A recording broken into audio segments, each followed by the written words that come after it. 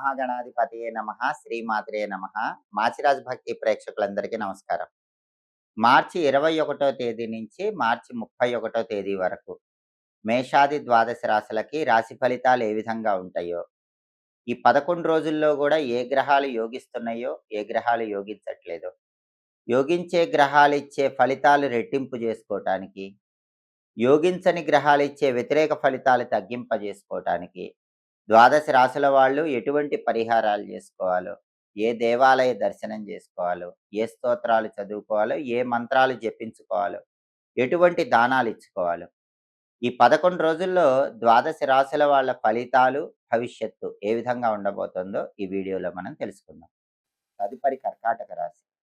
కర్కాటక రాశి వాళ్ళకి మార్చి 21 తేదీ నుంచి మార్చి 31 తేదీ వరకు ఈ 11 రోజుల్లో రాశి ఫలితాలు పరిశీలిస్తే సూర్యుడు 9వ స్థానంలో వ్యతిరేక ఫలితాలు ఇస్తున్నాడు. బుధుడు 8వ స్థానంలో వ్యతిరేక ఫలితాలు ఇస్తున్నాడు. కుజుడు 8వ స్థానంలో వ్యతిరేక ఫలితాలు ఇస్తున్నాడు. 3 గ్రహాలు సంపూర్ణంగా కర్కాటక రాశి వాళ్ళకి ఈ 11 రోజుల్లో వ్యతిరేక ఫలితాలు ఇస్తున్నాయి. సూర్యుడు 9వ స్థానంలో వ్యతిరేక ఫలితాలు ఇస్తే ఏం జరుగుతుందంటే ఆఫీసులో ప్రమోషన్ ఓకే అంటారు, కానీ లాస్ట్ మూమెంట్లో క్యాన్సిల్ అవుతుంది. ఆఫీసులో కావాల్సిన చోటుకి ట్రాన్స్ఫర్ ఓకే అంటారు, కానీ లాస్ట్ మూమెంట్లో క్యాన్సిల్ అవుతుంది. తండ్రి వైపు ఆస్తులు కూడా ఓకే అంటారు, కానీ లాస్ట్ మూమెంట్లో రాకుండా ఆగిపోతూ ఉంటాయి. ఇవన్నీ కూడా సూర్యుడు 9వ స్థానంలో ఉండటం వల్ల జరుగుతాయి. 9వ స్థానాన్ని భాగ్యస్థానం అంటారు. పూర్వజన్మ కర్మ ఫలితాలు, అదృష్టాన్ని తెలియజెప్పే స్థానం. ఈ స్థానంలోకి సూర్యుడు వస్తే గనక ఈ రకమైనటువంటి సమస్యలనేవి ఎదురవుతూ ఉంటాయి. కాబట్టి ఆఫీసులో జాగ్రత్తగా ఉండాలి. కొలీగ్స్‌తో, బాస్‌తో జాగ్రత్తగా ఉండాలి. తండ్రి వైపు బంధువులతో జాగ్రత్తగా ఉండాలి. పాలిటిక్స్‌లో ఆలోచించి నిర్ణయాలు తీసుకోవాలి. 9వ స్థానంలో సూర్యుడిచ్చే వ్యతిరేక ఫలితాలు పోవాలంటే నానబెట్టిన గోధుమలు బెల్లంతో కలిపి ఆవుకు పెట్టాలి. కేజింబావు గోధుమలు ఎర్ర వస్త్రంలో మూటగట్టి బ్రాహ్మణుడికి దానం ఇవ్వాలి. ఓం నమో నారాయణాయ అష్టాక్షరి మంత్రం రోజు 21 సార్లు చదువుకోవాలి. విష్ణు సహస్రనామ స్తోత్రం గాని, విష్ణు పంజర స్తోత్రం గాని వినే ప్రయత్నం చేయాలి. అప్పుడు సూర్యుడిచ్చే వ్యతిరేక ఫలితాలు పోతాయి. అలాగే బుధుడు 8వ ఇంట్లో ఉన్నాడు. అష్టమ బుధ దోషం అంటారు. అష్టమ బుధ దోషం ఉన్నప్పుడు ఏం జరుగుతుంది? విద్యార్థులు ఎంత బాగా చదివినా కూడా కర్కాటక రాశి వాళ్ళు పరీక్షలో గుర్తురావు, మర్చిపోతూ ఉంటారు. జ్ఞాపక శక్తి తక్కువ ఉంటుంది.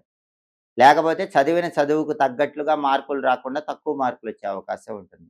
జాబ్ కోసం ఇంటర్వ్యూకి వెళ్ళినా కూడా టాప్ లెవెల్‌లో పెర్ఫార్మ్ చేయటానికి అష్టమ బుధ దోషం అడ్డుపడుతూ ఉంటుంది.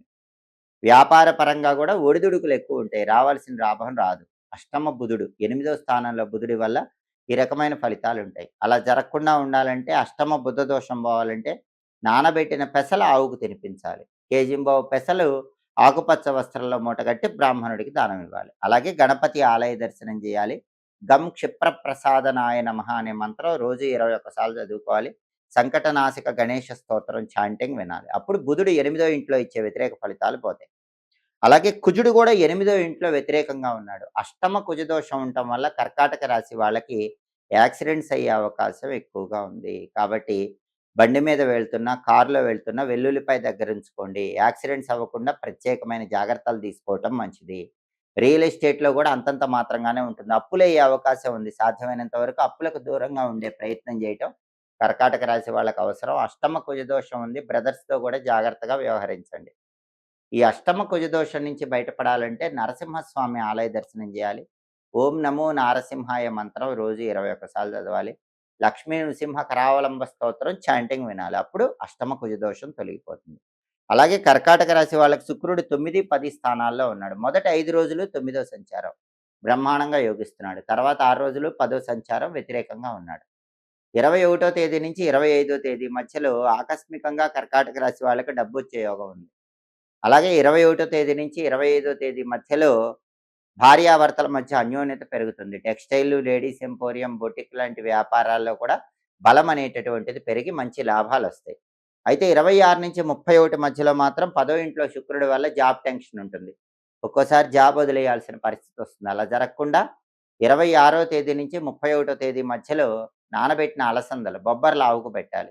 కేజింబో అలసందలు తెల్ల వస్త్రంలో మూటగట్టి బ్రాహ్మణుడికి దానం ఇవ్వాలి. శ్రీమాత్రే నమః అని ఈ 6 రోజుల్లో 21 సార్లు రోజు చదువుకోవాలి. రాజరాజేశ్వరి అష్టకం చాంటింగ్ వినాలి. అప్పుడు ఈ 6 రోజుల్లో కూడా శుక్రుడిచ్చే వ్యతిరేక ఫలితాలు తొలగింపజేసుకొని అనుకూల ఫలితాలను సిద్ధింపజేసుకోవచ్చు. కాబట్టి కర్కాటక రాశి వాళ్ళకి ప్రధానంగా సూర్యుడి బలము, బుధుడి బలము, కుజుడి బలము. ఈ 3 గ్రహాల బలము మొత్తం 11 రోజుల్లో లేదు కాబట్టి రవి, కుజుడు, అదే విధంగా బుధుడు ఈ 3 గ్రహాలకు సంబంధించిన పరిహారాలు చేసుకుంటే ఈ 11 రోజుల్లో కూడా కర్కాటక రాశి వాళ్ళు వ్యతిరేక ఫలితాల నుంచి బయటపడి సంపూర్ణంగా అనుకూల ఫలితాలు సిద్ధింపజేసుకోవచ్చు. పరాభవ నామ సంవత్సరంలో శ్రీరామనవమి పర్వదినం సందర్భంగా శ్రీరాముడికి సంబంధించిన కొన్ని ప్రత్యేకమైన విధి విధానాలు పాటించుకుంటే శ్రీరామచంద్రమూర్తి, సీతమ్మ వారి అనుగ్రహం వల్ల, ఆంజనేయుడి అనుగ్రహం వల్ల అన్ని కష్టాలు, సమస్యలు, బాధల నుంచి ద్వాదశ రాశుల వాళ్ళు సులభంగా బయటపడవచ్చు.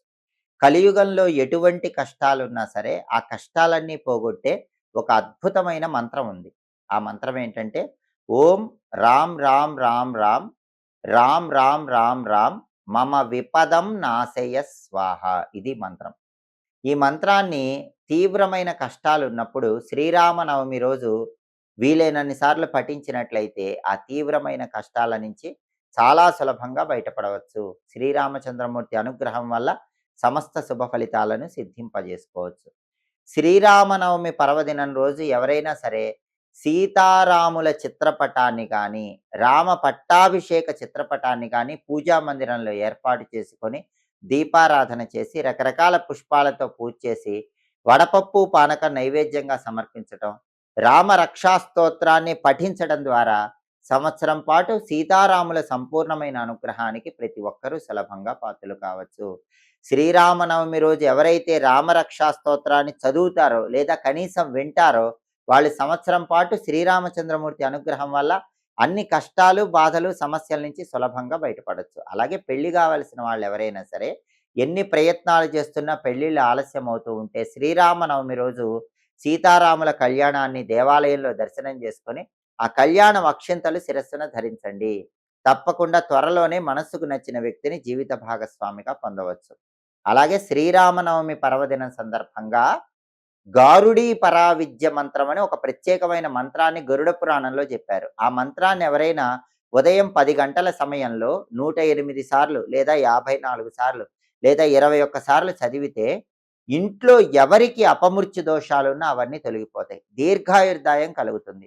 మంచం మీద తీవ్రమైన అనారోగ్యంలో ఉన్న వాళ్ళు కూడా శ్రీరామనవమి రోజు ఉదయం 10 గంటలకి గారుడీ పరావిద్య మంత్రాన్ని వీలైనన్ని సార్లు చదివితే ఆ తీవ్రమైన అనారోగ్య సమస్యల నుంచి తొందరగా ఉపశమనం లభిస్తుంది. ఆ మంత్రం ఏంటంటే యక్షి ఓం ఉం స్వాహ. దీన్ని గారుడీ పరావిద్య మంత్రం అంటారు. యక్షి ఓం ఉం స్వాహ. గరుడ పురాణంలో చెప్పిన ఈ మంత్రం చదవండి.